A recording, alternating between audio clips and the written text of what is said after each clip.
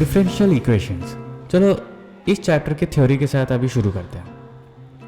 अच्छा, तो सबसे पहले इस चैप्टर में हम दो इम्पॉर्टेंट चीज़ें देखेंगे जो कि काफ़ी आसान हैं। एक तो है ऑर्डर और एक है डिग्री।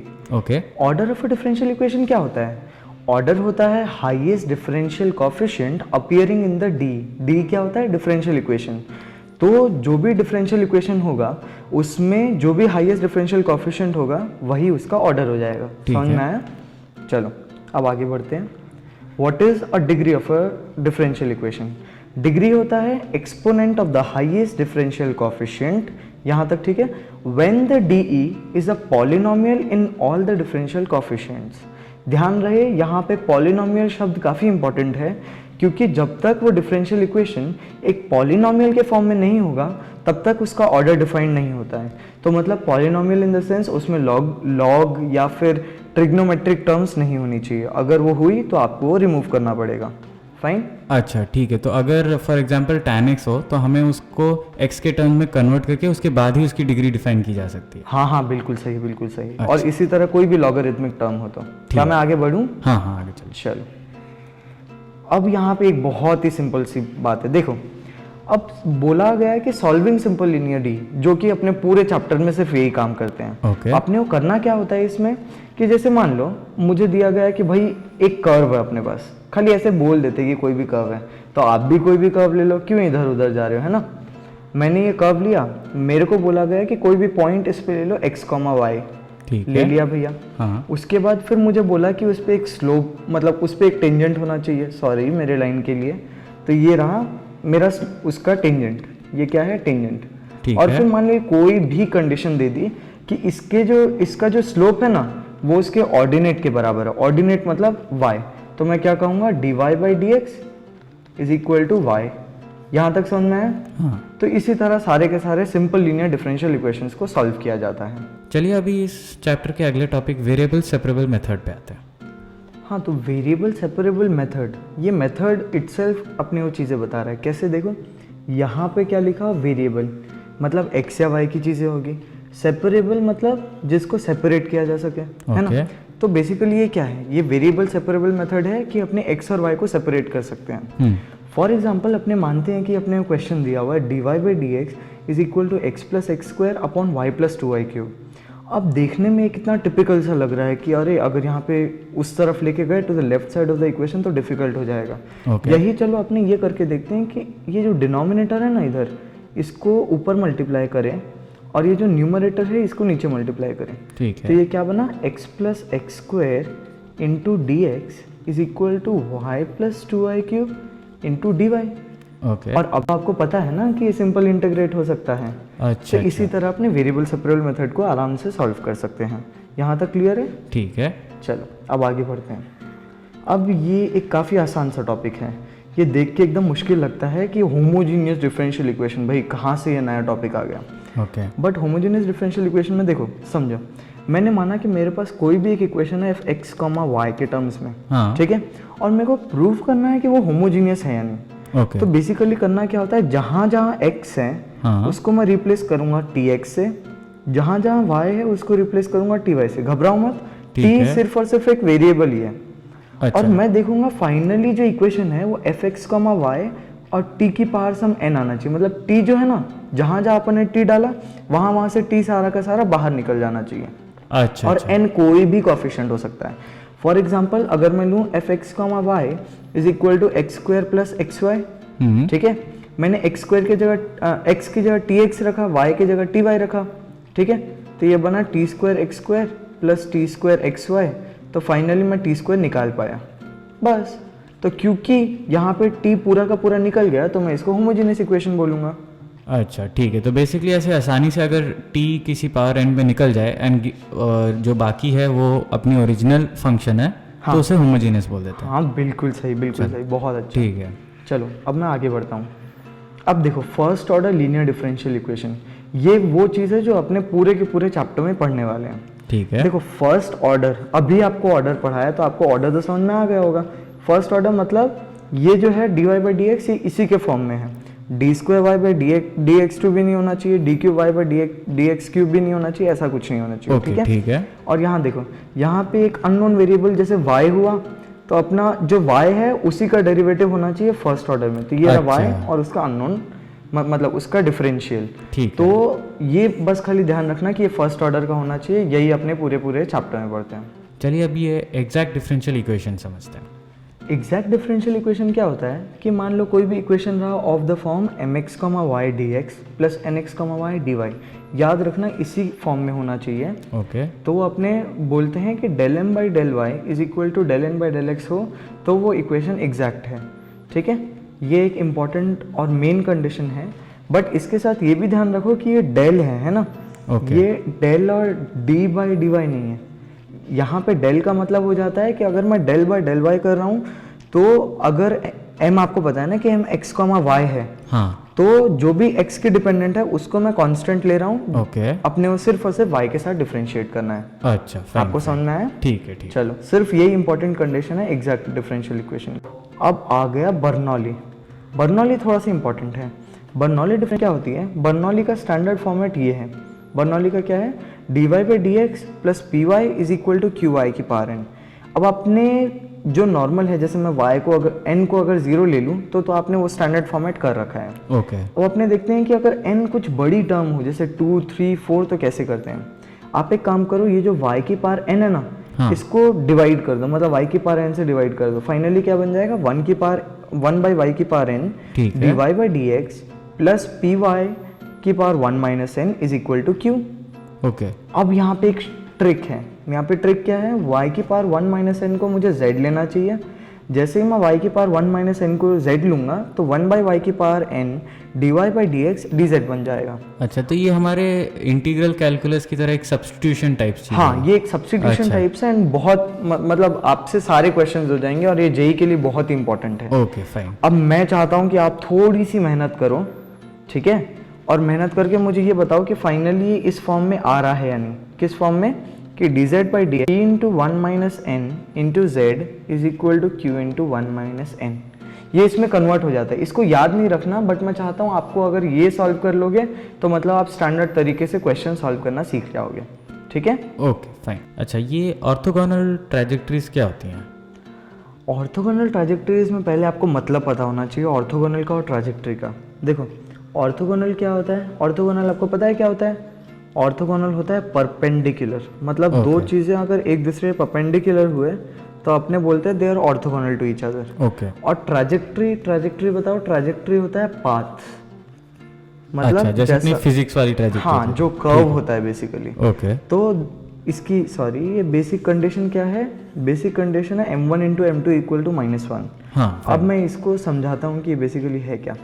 देखो, मैंने एक ग्राफ बनाया, ठीक है, ये तो अब मैंने यहाँ पे दो कर्व्स लिए और मैंने बोला कि इसका स्लोप ऐसा है, स्लोप इज सच दैट उन दोनों के बीच में 90 डिग्री का एंगल है। हाँ, तो अगर मैं इसको बोलूँ कर्व C1 है और दूसरे को बोलूँ कर्व C2 है, हाँ, तो C1 का जो स्लोप है m1 और C2 का जो स्लोप है वो m2 है। ठीक है। तो अब मैंने देखो ऊपर क्या बोला, m1 इंटू m2। मैंने देखो स्लोप को अपने tan थीटा से भी रिप्रेजेंट करते हैं, ठीक है। तो m1 को मैंने tan थीटा कहा, m2 को मैंने कहा tan 90 प्लस थीटा, क्योंकि वो 90 डिग्री ऊपर है। हाँ, ठीक है। आपको पता है tan 90 प्लस थीटा क्या होता है? Minus cot theta. तो tan theta into minus cot theta equal to -1। Okay, तो ये बहुत ही इंपॉर्टेंट ऑर्थोगोनल कर्व्स हुए, तो उन दोनों के स्लोप्स का प्रोडक्ट -1 के बराबर होगा। ठीक है, समझ में आया? ओके, चलो अब आगे बढ़ते हैं। अब जस्ट मैं आपको ये छोटी सी बात बता रहा हूँ कि एप्लीकेशन कैसे करते हैं इसका। डिफरेंशियल इक्वेशंस में अपने को कोई भी सिंपल कंडीशंस दी होती है और फिर उसको उसी तरह अप्लाई करना होता है। जैसे मैंने आपको शुरू में बताया कि मान लो ये कोई भी कर्व देंगे, फिर उसका जैसे बोल दिया कि कोई पॉइंट है, उस पर स्लोप बनाया, उसका उस स्लोप के 90 डिग्री एंगल पे मैंने एक और कर्व ले लिया। तो मतलब ये बेसिकली कुछ कंडीशंस देंगे और उसके अकॉर्डिंग आपको उसको अप्लाई करना होगा। अच्छा, तो यहाँ तक अपने पूरा का पूरा जो थियरी होती है डिफरेंशियल इक्वेशंस की उसको कंप्लीट करते हैं। अच्छा फाइन, तो अभी आगे क्वेश्चंस करने वाले हैं। हाँ, क्वेश्चंस करेंगे।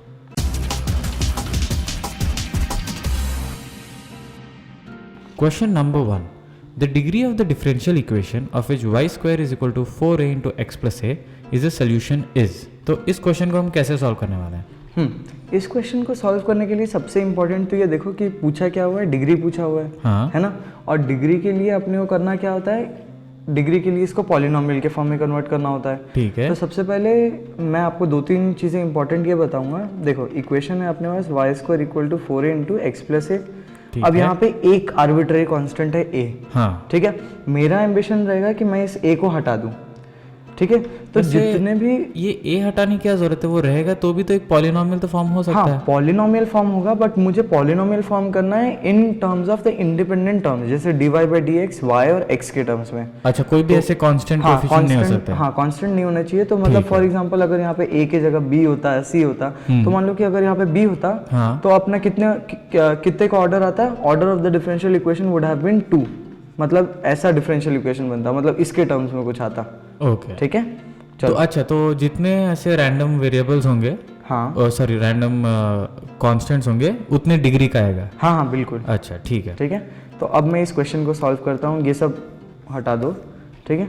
अब मैं ये देखता हूँ कि y² = 4a into X plus ए। मुझे a को हटाना है, तो एक सिंपल सा मेथड ये करता हूँ, मैं दोनों तरफ डिफरेंशिएट कर देता हूँ। ठीक है। सारे क्वेश्चंस में इसी तरह करते हैं ना। 2y into dy/dx = 4a। हाँ सही है। मैंने a को निकाल दिया, a क्या बना बताओ, y/2 इंटू dy/dx। ठीक है। ठीक है, मैं इसी चीज़ को अब यहाँ पे सब्स्टिट्यूट कर देता हूँ। Okay fine. ठीक है, मैंने किया तो क्या बना, y² = 2y dy/dx into x plus y/2 into dy/dx, हाँ ये तो बस आपने सब्स्टिट्यूट है कर ना, दिया। बस हाँ। सब्स्टिट्यूट ही किया है। तो उसके आगे मैं बढ़ता हूँ, y² = 2xy into dy/dx plus y² into हाँ ठीक है, y² इंटू dy/dx का होल स्क्वायर। ठीक है। ओके, अब मैंने क्या किया कि मैं y² को कॉमन लेता हूँ। एक तो एक काम करो, यहाँ से y काट देता हूँ, ठीक है। हाँ हाँ। अब मैंने y को कॉमन लिया, 1 माइनस dy/dx का whole square is equal to 2x into dy/dx। चलो यहाँ तक आई थिंक एंड हो गया क्या? हाँ एंड हो गया। अब यहाँ पे क्या अपने को फाइंड क्या करना था, अपने को फाइंड करना था डिग्री। ओके। ऑर्डर क्या है इस डिफरेंशियल इक्वेशन का? 1 है। और डिग्री क्या है? डिग्री इज द एक्सपोनेंट, क्या है? Degree is the exponent of the highest coefficient. Highest यही है ऑर्डर, उसका कोएफिशिएंट क्या हो, उसका एक्सपोनेंट क्या हो गया? 2। तो ऑर्डर इस डिफरेंशियल इक्वेशन का क्या हो गया? 2। Okay fine. ठीक है, बहुत बढ़िया। चलो तो एक इस क्वेश्चन का छोटा सा रिकैप कर लेते हैं। हाँ। सो सबसे पहले डिग्री निकाली हमें इस इक्वेशन की, डिफरेंशियल इक्वेशन। तो सबसे पहले हम लोग देख लेते कि कितने कोई आर्बिट्रेरी कांस्टेंट्स है, ये समझ लेते कि उतने डिग्री का आएगा। हाँ। तो उसके बाद हम लोग ने उन आर्बिट्रेरी कांस्टेंट्स को रिमूव करने के तरीके निकाले। हाँ, तो वैसे अगर 2 होते तो क्या मेथड होता है निकालने का? तो आप एक बार डेरिवेटिव करो और उसके बाद फिर उसका डबल डेरिवेटिव करो। आपके पास 2 इक्वेशंस आएगी, उन दोनों को ऐड सब्ट्रैक्ट करके फाइनल इक्वेशन में सब्स्टिट्यूट कर दो। ठीक है ठीक है। तो बेसिकली वो एक जनरल मेथड हो गया अगर एक से ज्यादा हुए। हाँ तो ठीक है, कंटिन्यूइंग विद दिस क्वेश्चन, हम लोग ने उस कोएफिशिएंट उस कांस्टेंट को वापस सब्स्टिट्यूट करके सिंपलीफाई कर दिया एंड उससे काफी इजीली हमें दिख जाता है कि व्हाट इज द ऑर्डर। हाँ, तो दिस कंक्लूड्स क्वेश्चन नंबर 1। हाँ।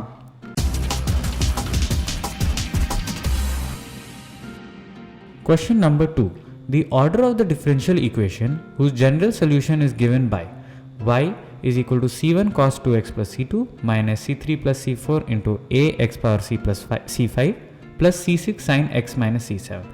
तो ये थोड़ा सिमिलर लग रहा है प्रीवियस क्वेश्चन टाइप, इसको कैसे सॉल्व करने वाला? हाँ सिमिलर लग रहा है। तो देखो मैंने जो उस क्वेश्चन में शॉर्ट ट्रिक बताई थी, मैं तो एक काम करता हूँ, सीधा सीधा वो शॉर्ट ट्रिक लगा देता हूँ। क्या करता हूँ मैं, 1 2 3 4 5 6 7 कितने आर्बिट्रेरी कांस्टेंट्स हैं? 7। The number of arbitrary constants here is 7।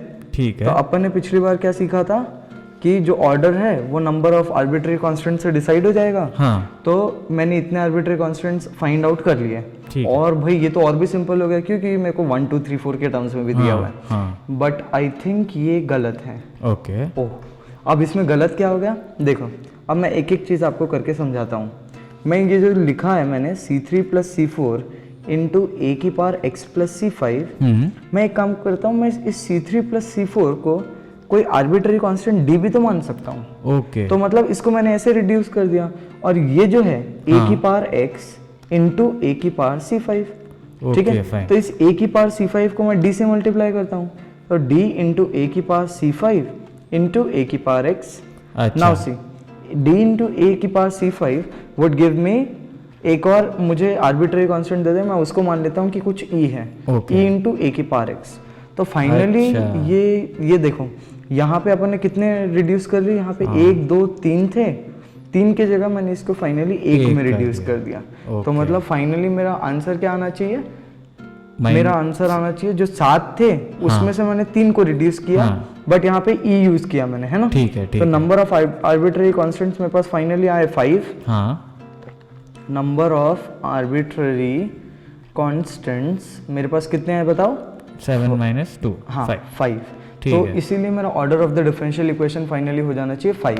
तो ये एक टिप है जिसको आपको याद रखना चाहिए कि reduce the differential equation two find the minimum number of arbitrary constants. जितने भी आर्बिट्ररी कांस्टेंट्स हो उसको एकदम मिनिमम करके फाइंड आउट करो कि आपका डिफरेंशियल इक्वेशन कैसा बन रहा है। ठीक है, तो इस क्वेश्चन को जल्दी से रिकैप कर लेते हैं। बेसिकली हमें एक बड़े से डिफरेंशियल इक्वेशन का ऑर्डर निकालना था। तो इस ये क्वेश्चन हमने इंक्लूड किया है क्योंकि अक्सर स्टूडेंट्स ये मिस्टेक कर देते हैं, नंबर गिन के डायरेक्टली उसकी ऑर्डर गेस कर देते हैं। बट इनफैक्ट यहाँ पे वो केस नहीं है, क्योंकि हम लोग थोड़ा सा सिंप्लीफिकेशन करके आर्बिट्ररी कॉन्स्टेंट्स के नंबर को कम कर सकते हैं। बिल्कुल। तो हम लोग ने एग्जैक्टली वही लगा के एक आंसर निकाल लिया है और बेसिकली e पावर ax कर दिया है एक टर्म को।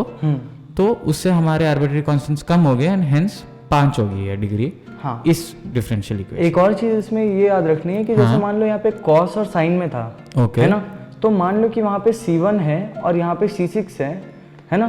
तो आप देखो C1 cos 2x plus C2 और C6 sin x minus C7।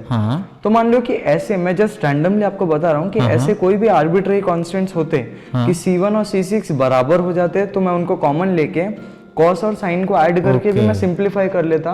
तो ये चीज हमेशा ध्यान रखना कि सबको ऐड वाइड करके देखो कि फाइनली जो नंबर ऑफ आर्बिट्ररी कांस्टेंट्स है वो कितने हो रहे हैं। अच्छा, ठीक है, तो इसका ध्यान रखते हुए this concludes question number 2।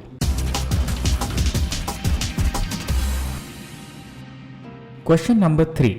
The differential equation of the family of curves y is equal to e power x a cos x plus b sin x, where a and b are arbitrary constants is.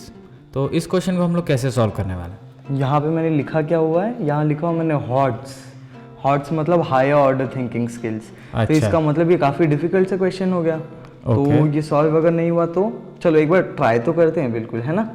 चलो y is equal to ई की power x into A cos X plus B sine x.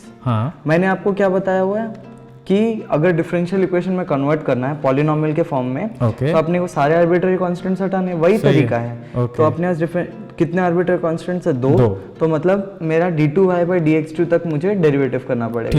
ठीक है। तो मैंने पहली बार इसको differentiate किया, dy/dx is equal to ई की power x times minus a sine x plus B cos x. यहाँ तक सही है? हाँ, ठीक है। चलो अब आगे बढ़े क्या? यहाँ एक गड़बड़ है। देखो यहाँ पे गड़बड़ क्या है कि अपने अक्सर ये गलती करते कि ई की पावर एक्स को सोचते अरे ये तो डेरिवेटिव आसानी से हो ही जाएगा, बट उसको लिखोगे भी तो सही, है ना। ई की power X into A cos X plus B sine X लिखा। अच्छा। अब मैं देखो अपने को ये काफ़ी लंबा सा लग रहा है, मैं इसको शॉर्ट फॉर्म में लिख देता हूँ। कैसे लिख देता हूँ? dy/dx इज इक्वल टू, ये और कुछ नहीं है, ये तो क्या है अपना y ही है ना। तो dy/dx is equal to y plus E की power x into minus a sine x plus b cos x। Okay, fine. Okay, अब मैंने एक बार डेरिवेटिव किया, मैं उसी चीज को दूसरी बार भी डेरिवेटिव करता हूँ। हाँ, ठीक है। तो d2y/dx2 is equal to dy/dx minus E की power x times a cos x plus b sine x। यहाँ तक समझ में आया आपको? कि मैंने माइनस बाहर क्यों लिया कि cos को माइनस साइन करूंगा तो ओवरऑल बाहर ले लिया। ठीक है। हाँ। प्लस ई की पावर x टाइम्स माइनस उसी चीज को रिपीट किया। अब आपको समझ में आ गया होगा क्यों? हाँ, फिर से भूल गया था मैं कि ये एक्स्ट्रा टर्म आएगा। हाँ, क्योंकि ई की पावर x आएगा। अब मैं उसी तरह यहाँ पे ये क्या है, there is nothing but again y, अच्छा तो मैंने इसको लिखा dy by D x minus ये क्या है, ये है y, हाँ dy by D x minus Y plus, अब देखो ये e की power x into minus A sine X plus B cos X है। मैं क्या करता हूँ, पहले मैं चलो ये लिख देता हूँ ताकि आपको कोई कंफ्यूजन ना हो।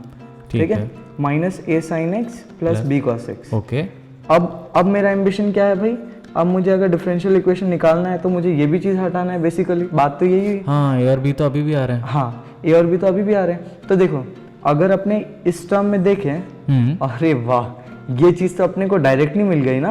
ओके फाइन, है ना, तो ये चीज़ किसके बराबर है, d Y by D x minus y. Okay, तो मैं इस चीज़ को सब्स्टिट्यूट करके देखता हूँ पहले। चलो ठीक है, तो d two Y by D x two is equal to d Y by D x minus Y plus d Y by D x minus y. Correct, ये ऊपर से ठीक है, सब्स्टिट्यूट कर दिया। आपको यहाँ तक समझ में आया? हाँ हाँ, अब बस मैं इसको एक बार एक साथ लिख देता हूँ ताकि ये देखने में अच्छा लगे। D two Y by D x two minus two times D Y by D X हाँ plus two Y is equal to zero.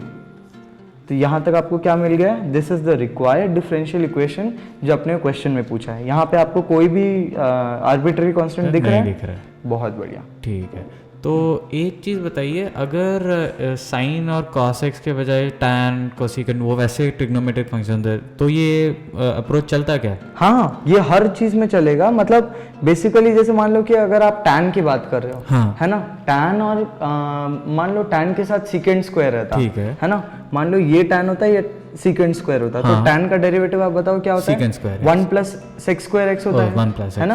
हाँ, तो जब मेरा 1 प्लस सेक्स स्क्वायर एक्स आएगा तो सेक्स स्क्वायर एक्स को मैं यहाँ पे सब्स्टिट्यूट कर दूंगा।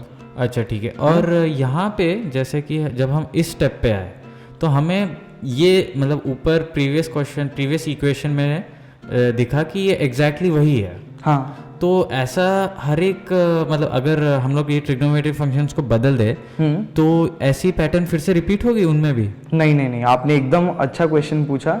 तो अगर ऐसी चीजें आई ना, हाँ, तो आप एक काम किया करो कि जैसे मान लो कि मेरे को dy बाई डी एक्स के टर्म्स में कुछ मिला, हाँ, मेरे को d2y by D x two के टर्म्स में कुछ मिला, Correct. और मेरे को y के टर्म्स में है। हाँ हाँ, तो उन तीनों इक्वेशंस को मान लो कि पहला इक्वेशन 1 है, ये 2 है, हाँ, ये 3 है, ठीक है, और फिर उन तीनों को ऐड सब्ट्रैक्ट करके A को उसके टर्म्स में लाओ, B को किसी चीज के टर्म्स में लाओ, और उन दोनों को फर्स्ट इक्वेशन में सब्स्टिट्यूट कर दो। तो थोड़ा सा कॉम्प्लेक्स हो सकता है। हाँ थोड़ा सा बिल्कुल हो सकता है। चलो ठीक है, तो इस क्वेश्चन को जल्दी से हम लोग रिकैप कर लेते हैं। हाँ, सो एक डिफरेंशियल इक्वेशन हमें दी हुई थी और उससे क्या करना था हमें? सबसे पहले अपने को आर्बिट्ररी कांस्टेंट्स रिमूव करने हैं। करेक्ट, तो उनके नंबर देख के हमने ये कंक्लूड कर लिया कि डबल डिफरेंशियल तक तो जाएगा ही जाएगा। बिल्कुल। तो पहली बार किया, फिर दूसरी बार किया, तो हमें ऐसे दो इक्वेशंस आ गए। फिर हमने नोटिस किया कि इन दोनों में काफ़ी सिमिलैरिटी है, तो इसका फ़ायदा उठा के हमने अकॉर्डिंगली वो सब्स्टिट्यूट कर दिया, और हमें एक फाइनली डिफरेंशियल इक्वेशन आ गया। हाँ, और ऐसे क्वेश्चंस काफ़ी सिंपल होते हैं, मतलब इसमें प्रॉब्लम क्या होती है कि जैसे आप देखो dy बाई डी एक्स कितना लंबा बन रहा था, और अगर आप d2y by D x to करते तो एक टर्म ये देखो e की पावर x और ये जो अंदर का है, तो ऐसे करके 4 टर्म्स बन जाते हैं। मतलब यहीं पे इंसान को इच्छा करती है कि मैं इस क्वेश्चन को छोड़ दूं, बट इसके जगह अपने क्या करते हैं, हमेशा ऊपर वाली चीजों से देखो क्या क्या सिमिलर बन रहा है और सब्स्टिट्यूट करो। अपना मेन एम इस क्वेश्चन में यही होता है। ठीक है, तो ये एक चीज ध्यान में रखनी होगी कि जहां तक हो सके पिछले इक्वेशंस के साथ सिमिलैरिटी का फायदा उठाया जाए। हाँ बिल्कुल। चलो ठीक है, so this concludes question number 3।